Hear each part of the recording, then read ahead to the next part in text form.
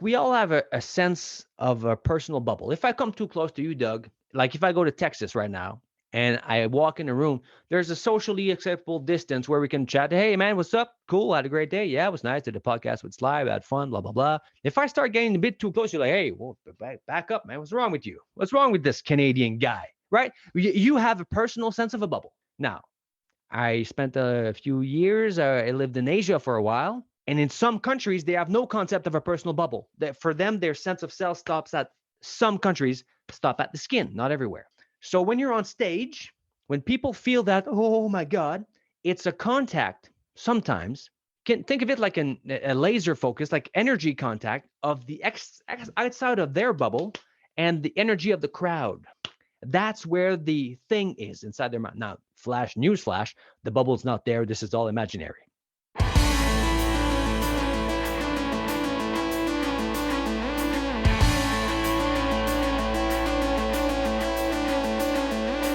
What story are you telling? Whether you're intentional about it or not, you have an audience and they think in story. The Doug Thompson podcast features diverse storytellers sharing their practical tips for telling the story they need others to envision and trust in order to take a new action. Here's your host, Doug Thompson.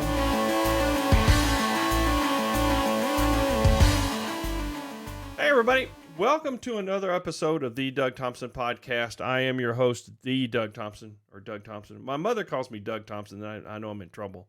So anyway, with me this week, I've got a friend I've met from Canada, and we'll just call him Sly because Texans butcher Canadian names, I think. How you doing, Sly? I'm doing pretty good. Thanks for having me. How you doing? I am better than I deserve. Thank you very much. So you've got a really interesting story. I mean, you do so much stuff. Tell us a little bit about what you do today, and then we'll sort of what's been your journey to get here. What I'm doing today is I'm on the Doug. I like the part. This is my favorite. I loved it from the first thing I told you, right? So it's a long thing, but to not start at the beginning because that's boring. It started right around here, but in that direction. I was facing that direction. I was coaching my girlfriend for a TV pilot. There was a thing here on the news in Canada called COVID. It stopped everything. I don't know if you had it in Texas. I heard in Texas, it depends on the states, of course. So anyway, we had a thing here, and all our shows got canceled. So our manager calls and said, okay, guys, we'll put you on TV. We'll put a TV show together. So instead of doing shows, we'll go on TV. This will be a great way, to get the thing going. So I'm coaching my girlfriend on her stage presence or camera presence. And then she says, Doug, you don't know what it is to be shy. Then I just kind of bit my lip for a second. And see, I'm used to people telling me that because before teaching civilians how to not suck on stage and deliver great presentations, I used to teach musicians how to not suck on stage. And they would tell it to me all the time. It's not fair. Because I have a small YouTube channel in French, like 5,000 followers. And one of my videos is very popular. I have songs on the radio and stuff like that. So they were like, it's easy for you to say, be confident on stage. You're a rock star, blah, blah, blah. I'm touring internationally, blah, blah, blah. Long story short. But my girlfriend, she knows I used to stutter like you see in the damn movies. Like I'm not kidding, Doug. Like, like asking my mom for salt was like, can you please pass me the salt in French? Peux-tu me passer sel? Would be like, people just want to slap you in the back of the head. Get it out. So it wouldn't come out. So when she said, you don't know what it is to be shy, it kind of bit my lip there. Then when she saw, the vein I'm about to pop out and the repressed rage, she said, well, how did you do it? So I traced back the steps in my mind of how I unconsciously got one time, kind of a miracle. We can go into it if you like, kind of a miracle where I went from totally shy to what I call Rockstar Presence, which is the name of the company, Rockstar Presence Secrets, and then lost it again, made a fool of myself. And then over the next 30 years, step by step, consciously traced back the steps to now a point where I can teach it. Like one of my clients, has his own TV show now. So it started from repressed rage. I love my girlfriend. I didn't want to hit her, but it was like, I was not able to do that. But whenever you're trying to get someone to get on TV and speak better, or get on stage, deliver a keynote, or a presentation, or a sales pitch, or an eulogy, any type of public speaking situation, the natural reflex is for them to say, well, easy for you to say, right? I mean, you're good at this, but they don't know that I used to suck more than they feel right now. So it kind of started at that particular moment in this particular studio where we were training for a TV pilot. Now, the TV pilot never aired because COVID restrictions also messed up the TV industry. No, I was in Texas, but here it affected a lot and it changed all the programming. But now COVID is tapering off, shows are opening up again, TV productions are, getting up again as well. But the thing is, there was like a bottleneck, so like a buffer in the chain. So now that everything that was planned that has been postponed, well, now it's just happening 2 years later. So there's that. I don't know if it helps, but that's where it started. No, and it's a great way to do that, because I have people I talk to very similar. When I get up and give a presentation, it says, you don't understand. It's just easy for you, and it dawned on me, and this may be, you mentioned you found it, you lost it, you found it unconsciously, you lost it, and you came back in. I did a TED Talk a couple years ago, and I got on stage and I panicked. I had fear. I had not had that in 20 years of speaking in large audiences and stuff on that, and I'd forgotten about that. I had the tools to recover, but that initial 5 seconds seemed like 18 hours of torture. And it dawned on me that just because I've done it for a while, I need to be aware that there was a path that I took to get there, which I think is what consciously you now know how you got to where you were, but you had to deconstruct it. That time distortion effect, Doug, is what kills people. It's also what can save people. When you use that time distortion effect. So I'm going to speak to John now. So we're on the Doug Thompson podcast. We're helping a guy named John. So John, who's not aware of the time distortion effect, the first time it hits him, people experience that during car accidents. Time seems to stop. Anytime that there's a hardcore adrenaline rush or a boost where everything gets blown out of proportions, time seems to stop. This one time I was young. I was, I don't know, 12, 13.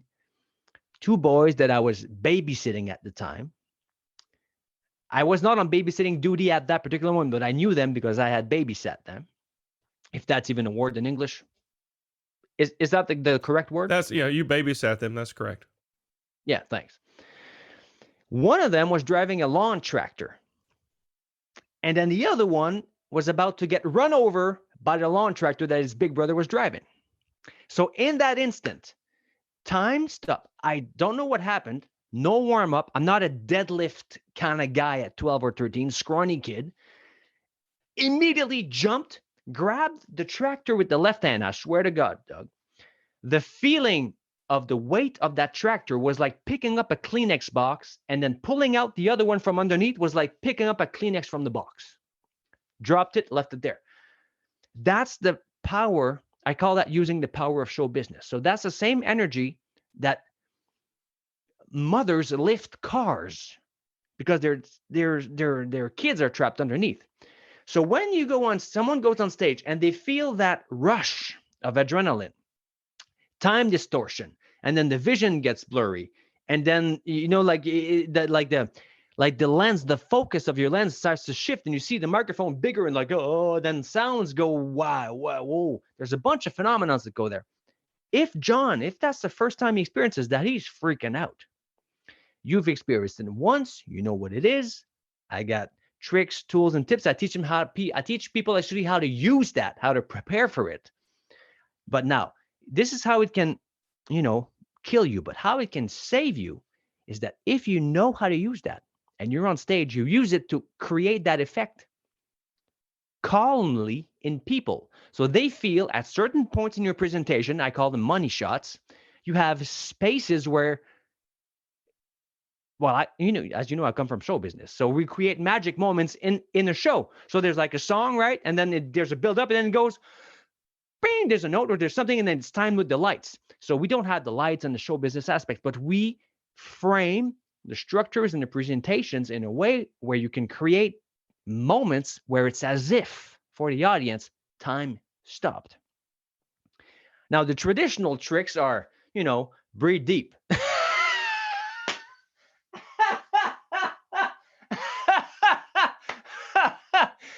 Breathe deep, imagine people naked, look over the audience, don't look at them. That way, most of the traditional tricks, to me, almost seem like for people who have never experienced that. It's big, it's huge, it's bigger than sometimes your personality. So you need deeper tools to deal with that. But I'm great. I'm glad you had it, glad you got over it. Now that you got over it once, if ever it happens again, you'll feel like you're bulletproof, right? Yeah, we'll come up with the next TED Talk and we'll see if it repeats itself. I had put so much pressure on myself in that case. I was my own worst enemy, and I was playing the movie in my head. I was played by Bruce Willis. Before his channel. So I was all in there, and when I went to execute, Bruce didn't show. Bruce was not showing up. And again, I'd had it 20 years ago, and over time, I just sort of gone over it. But you're right, the adrenaline, the point there, fear and excitement are basically the same chemical. It's sort of the frame of mind that you have, which way you channel it. And it sounds like you've tapped into a mechanism to do that more reliably. There's, I've interviewed 30 experts in the field of public speaking. And I ask him all the same question. First question, why do most speeches suck so bad? That was the first question for everyone. The one who got, and I was trying to, this is a bad, John, speaking to John, the audience, if ever you're doing a podcast or interview subjects, this was one of my mistakes. I was trying to get them to say what I wanted them to say. Bad idea. Okay. So that was the first question. And everything else was just free flowing.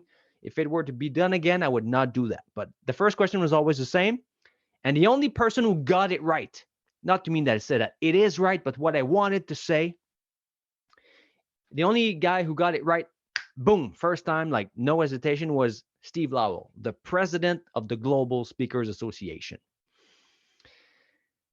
And he narrowed it down immediately. People were saying something like, practice, and he said, no, it's just the confidence of the messenger. Simple as that. Here's the thing. You're either fearful or you're thinking biologically. Now, unless you are a trained special op, Marine, SEALs, heavy duty, black ops kind of guy, unless you're that type of person, you're either fearful or you're thinking. Now, there's people who go there and say, fake it till you make it. Puff your chest up, do your shoulders high, do all these type of bodily mechanisms to try to hack your way into it. Well, unless you're a trained spy or a professionally trained actor or someone who's really good with that, everyone can sniff that a mile away. Don't do that as well. You want to work on the baseline, bottom line confidence. The type of stuff you wake up in the morning with. I call it baseline confidence, something you can really push off of. If that's not there, if there's any type of trickery you need to do to if you need to drink your confidence or smoke or sniff your confidence, you're not in the right ball game. The baseline confidence, once that's established, then you have a base to push off of. Now, this is baseline confidence. Now, a lot of people think that charisma is some sort of thing that's a magical thing that some people have, some people don't. In our system, it's just a Thursday. It's just step 2 in the system. It's just what it is. But you can't layer on charisma if you don't have confidence. Because charisma is confidence, a baseline, not any type of fake of stuff or any type of trick. A baseline confidence layered with a messaging that is aligned with the audience's best interest, I have a process called Steve Jobsifying the message. So for example, nobody knows what type of screw holds an iPad together, or nobody knows what type of processor is in a Mac really, but everybody knows that if Gandhi would have had a computer, it would have been a Mac, or, like, here's to the crazy ones and the rebels. And so he's identifying big ideas and subject and tying them into the identity of the people. So when you have enough baseline confidence and you can tie that to what we call charismatic messaging, then you get just charisma. And then when you tie that into a bunch of other stuff with the Rockstar tricks, then you go to presence on stage. But if you, the same as you don't work on the delivery of a message, if the message itself is weak, if the logical and structure and emotional components of the message are not well put together, you don't work on the delivery of that. Well, you don't work on the message if the messenger can't carry the weight of the message for multiple reasons. One being, even before the stage, because public speaking game is won or lost before you even open your mouth. If you're not confident when you're preparing secretly your message behind a closed door, if you're too small of a person inside your own mind, if you're feeling weak and small and not confident, you're almost excusing yourself while writing your message. Like there's an old saying in direct response copywriting circles. They would hire copywriters to write a 16 or 20 page sales letter, right? They would get the letter. They would just stare at the 2 first pages. They say that's just the copywriter clearing his throat. So the construction of the message, the angle you come at it with, needs to be built off of a stable base of confidence. So no amount of trickery. Now, I've spoken to a bunch of people that I love, admire, respect. And when I hear someone say, and this is a common belief in speaking circles, fear and excitement are the same thing. It's just a matter of positive. They say something like fear is like excitement, but negative, and excitement is like fear, but positive. Man, these people have not lived what you went through. Would you say that your 5 seconds of panic was excitement on stage? No, but I had to flip this flow of the flow of the chemicals. Let's just say that one. It wasn't. But you do. I knew I had the base. I knew I had the message was good and all that. So it's just the, again, not being a trained operator, combat's here. Holy crap, I've got to go ahead and do something. This is real. It's not going like I had it in my head. Breathe. I did take a breath. Then I jumped into what I relied on the base and the other things that I knew I could execute on. Right. And for me, that's the way that worked. Also, you told me you have been putting a lot of pressure on yourself. Maybe in some cases, wasn't there, but in some cases, it's just the pressure leaving. It's just the pressure, like having a set point of, okay, now it's coming, snapping back into reality. Oh shit, I'm here now. And then the bubble. See, I didn't want to go to there, but I have to go. So it's called the presence of the messenger. So here's the layering of the cake. First, there's the confidence of the messenger itself. So in my system, you don't even get to open your mouth until you're confident. Most systems put confidence at the end. Here's, most systems. So the first systems is here's what to say, a bit of how to say it, then go out there and practice, which is also called public humiliation. Just go there and practice until you get good at that talk.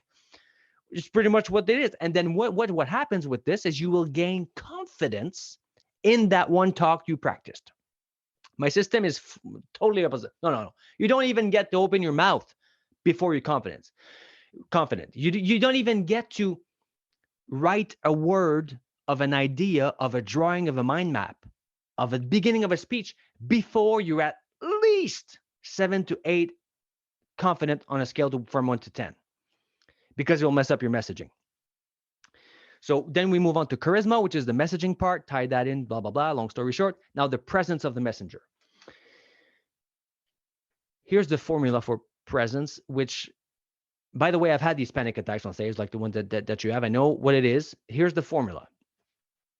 The exact presence, because in that moment, if we were to take like a snapshot or just a video from the side of someone having a panic attack like that for 5 seconds on stage, that person in that 5 seconds does not have the most Rockstar presence on the stage, right? It's like it's going in. It's just a crumb, like the Inception inside.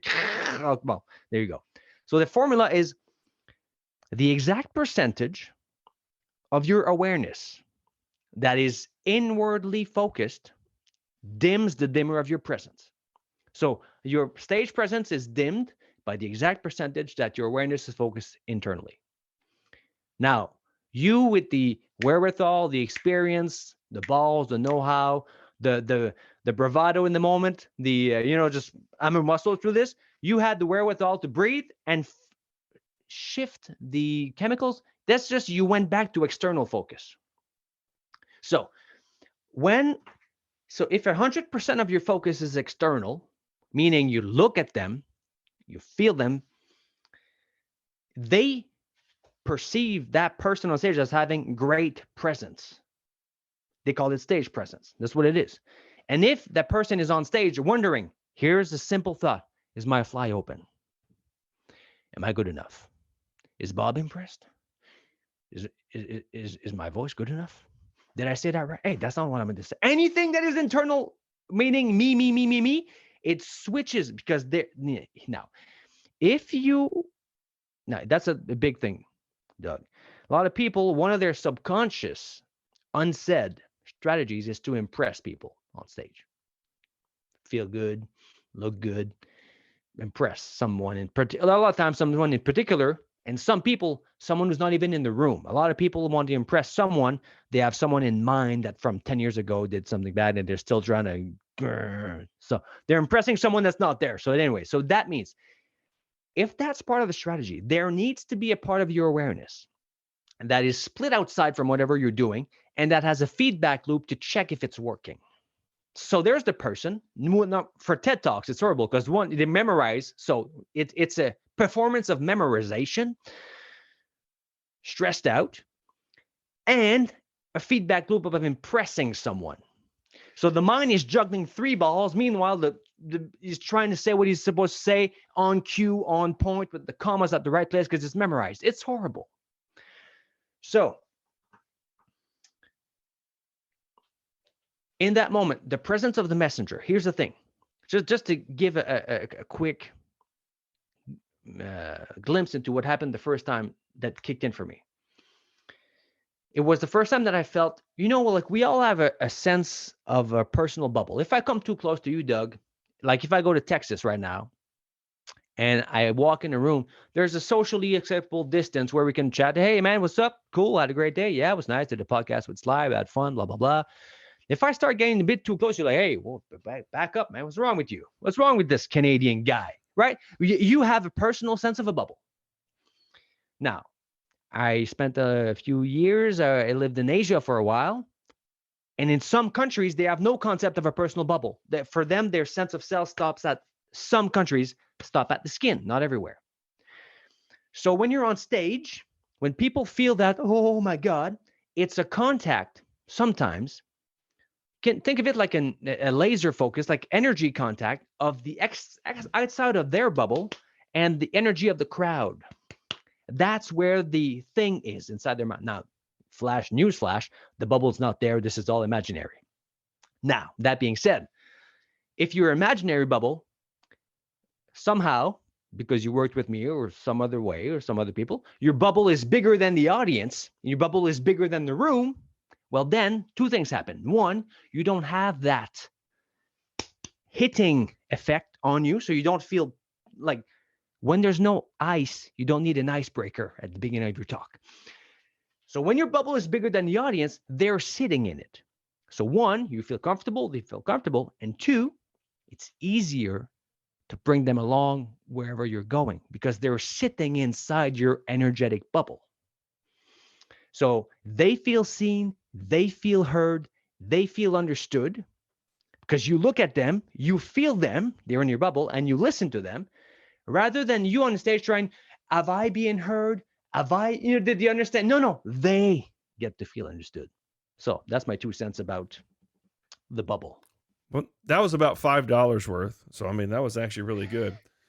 You hit up on several things in here. and I didn't want to air it because you were really had a good flow going on. You know, the memorization piece, that was one of the things I struggled with the most because I had to do it the same way twice. So we had a dress rehearsal and we had the other one had it. I've never done the same talk exactly the same in my life. I mean, I've had, here's the theme, here's the message, but based on the audience, again, the outward face, it'll take a different track. Somebody will come up, the news will change or something that'll make it a little bit more topical. So it's very, I put, here's bullet points, and then I sort of build upon those things, right? So, you know, much like the point you just said, you had a lot of these, you have these discussions all the time, so you're able to pull those out. That set me back inside focus. I think you were spot on focusing inside rather than outside, because when I give a talk, presentation, whatever, be it 20 minutes, be it 2 hours, I'm exhausted at the end of it because I've given so much energy to the audience. I'm walking in for, there's that, you know, I'm bringing them into my bubble, like you're saying. I can actually feel that, and going back in reflection and having that, because it's the Rockstar, you know, Bob Seger, you know, every ounce of energy you give away. You know, that's very true. The song with that. So I think that once I got into that, where I'd invited the audience in, broke the other stuff down, and if I can impact my whole goal of a talk is to impact at least one person's life. If one person comes up, makes a comment, does something, then everything was worth it. Because really, that's the focus. It's not about me, it's about that. So I think you hit upon all the things that I normally do that I forgot about when I had to memorize and stay within this 6-foot red circle, which, by the way, don't wear red shoes on red carpet because it looks like you're floating. You're floating. On that. Oh, my sympathies, Doug. I just wrote a note down that says my sympathies. You had to memorize the thing twice. Good Lord. Yeah, that's Say why I'm the not an same actor. thing twice. I can't memorize. I can't read a teleprompter, and I can't memorize. Most people who have done TED Talks, TEDx Talks, you don't have to memorize them. But especially now, and it even got worse with TED now, you have to not only memorize your thing, in advance, you have to send the exact word-for-word script of what you're going to be saying. Good Lord. This was a TEDx, so I had to do it at that too. So yeah. Oh yeah, so for most, not most, but at least 5 people that I've heard of say that it was great. Glad I did it. We'll never do that again. The TED thing, but I think they were TEDx though. But the specific story where they had to send in advance the slides, the word-for-word script. So this means the person is on stage and is not doing a talk. The person on stage is performing a memorization act. Now, for people who need memorization tricks, this weekend I'm speaking with the 8-time world memory champion, Dominic O'Brien, this weekend. So this guy's got memory tricks, right? I mean, these guys remember a bunch of numbers and stuff. The basic, I'm not a memory expert at all, but I know the basic gist of it is the memory palace. So since you can't move on the red square, that's another story. But when anyone can move on a regular stage, I just had people memorize holograms that represent the stories they have to go tell. So when you color code that, it's easy. If one person just steps inside everything's imaginary there, they just step into like a hologram or an imaginary circle that they're associated to the stories that they're telling. And in the memory palace technique, what they do is they make up anything that's weird and out of place, like a one-legged purple elephant juggling cats, something that sticks out. You just put that there. Even if you're not a great visualizer, the image gives you the prompt of the story you're supposed to be telling. But my sympathy is really for twice in a row. Well, to your point, I don't have a palace per se, but on my slides, they're usually pictures or one word that has the same effect. That is sort of it does that whole thing for me. I created a system based on the 12-bar blues progression for speeches. I was at the Mont Tremblant International Blues Festival there, and I was playing in the afternoon on the big stage outside. And during my break, since it's a ski station, I was on the how do you call the thing that, like the chairlift? I was on the chairlift. And then I was looking at all the like, a sea of people from all over the world came to hear the blues. Now, the blues, if you know anything about the blues, it's 3 chords. There's a specific, it's 3 chords in a specific order 1, 4, 5, 1, 5, 4, 1, 5. Then again, specific order. If you mess with that, people go, hey, no jazz. So, as musicians, we want to throw in stuff that we know. We work on complicated stuff and blah, blah, blah. And we try to throw that in the audience as, hey, no jazz. If you want jazz, we would have come to the jazz festival. You stick to the formula. All right, kid? Okay, sir, no problem. We'll just stick to the blues. So that's the formula. So I developed a formula based on that for public speaking that allows people to not memorize anything, but never forget anything. It's based on sandwiches. So once someone figures out, so if it's an eulogy, what they want people to do at the end of their eulogy is forgive Uncle Larry or mend the broken heart of some type of thing, or feel better about this, this, and that, depending on the beliefs. So some cultures believe death is a bad thing. Some people, that's a good thing, whatever it is, right? So you want them to do something at the end. If it's a sales pitch, you want them to buy. If it's a lead generation video, you want them to click or download or swipe, whatever it is. So you go from, okay, well, why wouldn't they do that? Well, they wouldn't do that because of 12 or 200 reasons. Then you chunk these reasons into categories of objections. Then you end up with 3 categories of objections, or 4.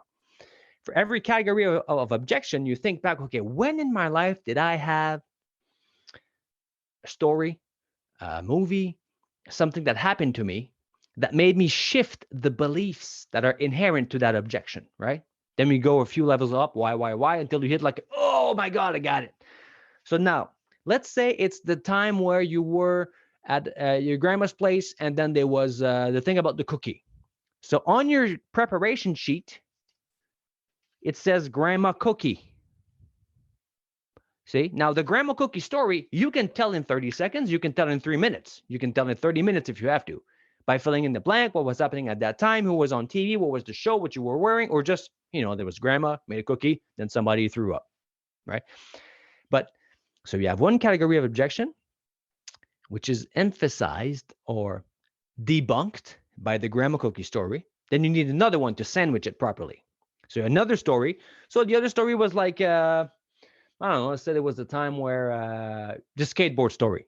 You still story, and then something happened, and then you realize the purpose of life is to not hit your face on cement, whatever it was. So there's an objection, then you make a sandwich, right? So you write the objection here, and you make a sandwich. So the grandma cookie and then skateboard. That's it. So when you go there, you're not memorizing texts and words and what to say and blah blah blah. You can visualize in the memory palace thing or with your slides. They're just an elephant and a cookie, and that's your cue, and that's how you go, and you keep it. So 2 stories, sandwich, 1 objections, and then you put a money shot, which is another story, and then another sandwich for another objection, and you have 3 like this for a 45-minute talk. 1, if it's a 5-minute video, a YouTube lead generation thing, a short type of segment, it's 1 objections, 2 sandwiches, and a money shot, and you're done. Call to action: click, swipe, download, vote, think hard about, because it's coming there, right? The metaverse and the goggles. At one point, it'll just be think about this, and it'll just pop up.